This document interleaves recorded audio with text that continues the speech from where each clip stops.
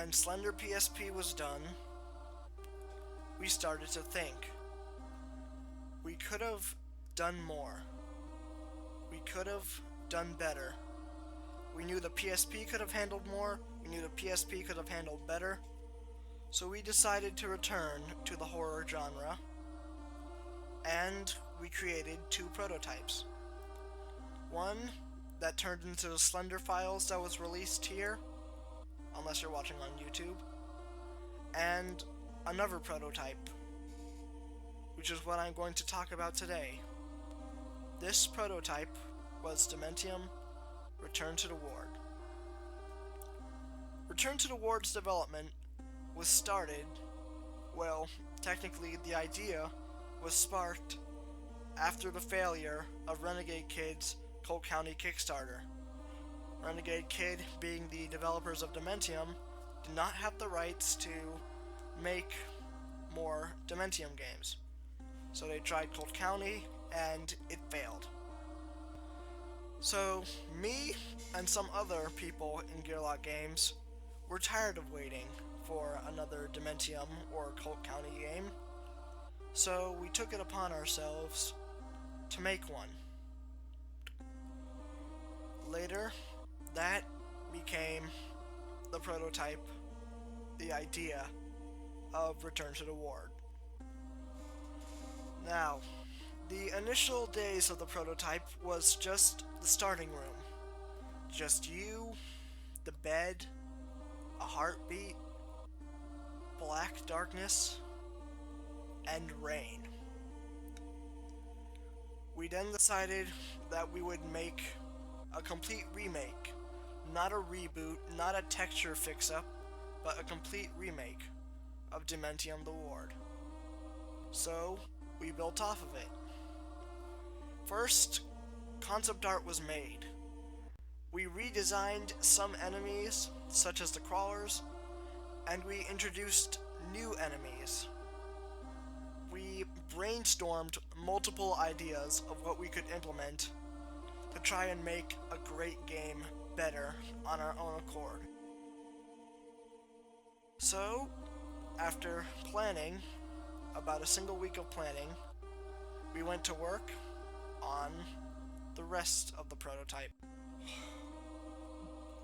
What you see here is the very first room of the game.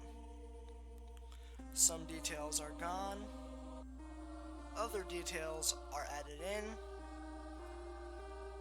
It's basically where we first started to see what the feel of it, what the complete atmosphere and immersion would take place in. Some textures have been repeated, some textures have not. Some paintings on the wall are missing, others are not. And one thing that you will notice here is that we decided that straight corners were too polygonal, and we didn't like it how they could pose a threat to mental inmates, not inmates, mental patients, so we made them round.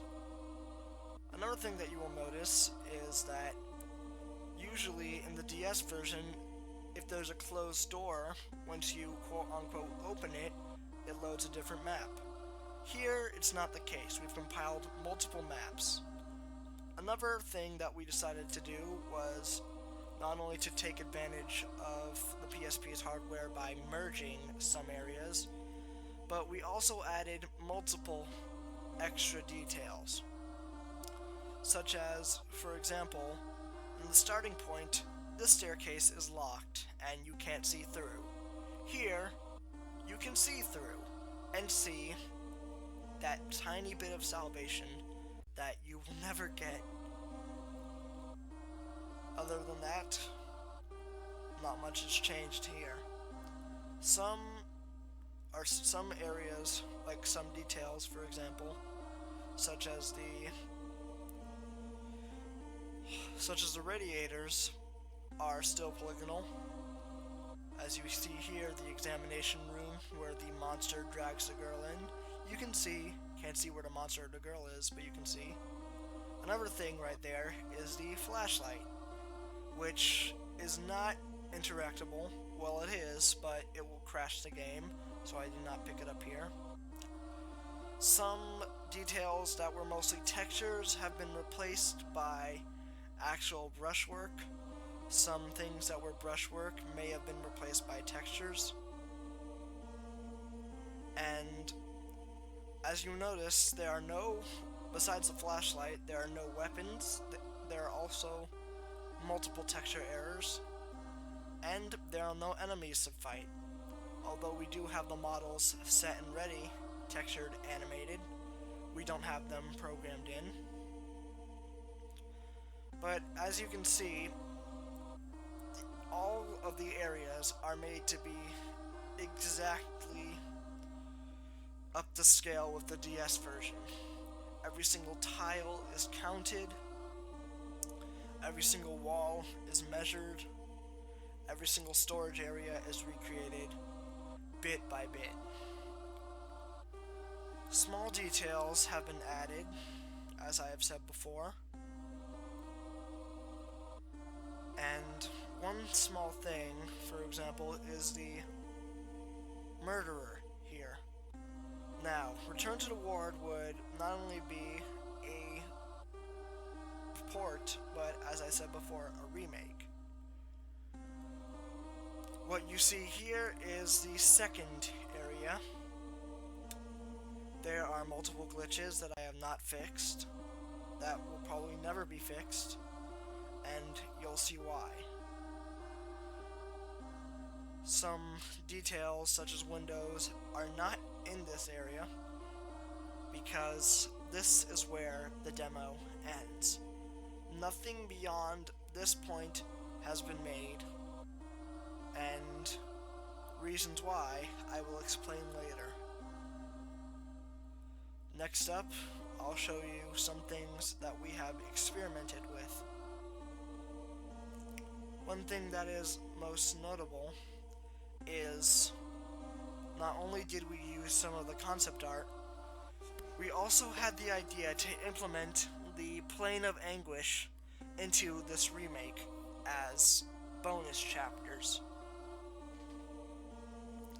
For example, as you see here, this is actually the rooftop area, except the Plane of Anguish formed. At this point, all was going pretty well. We were having a lot of fun, we had a bunch of ideas, and we were really into it. Then came one of the biggest instances of both heartbreak and joy.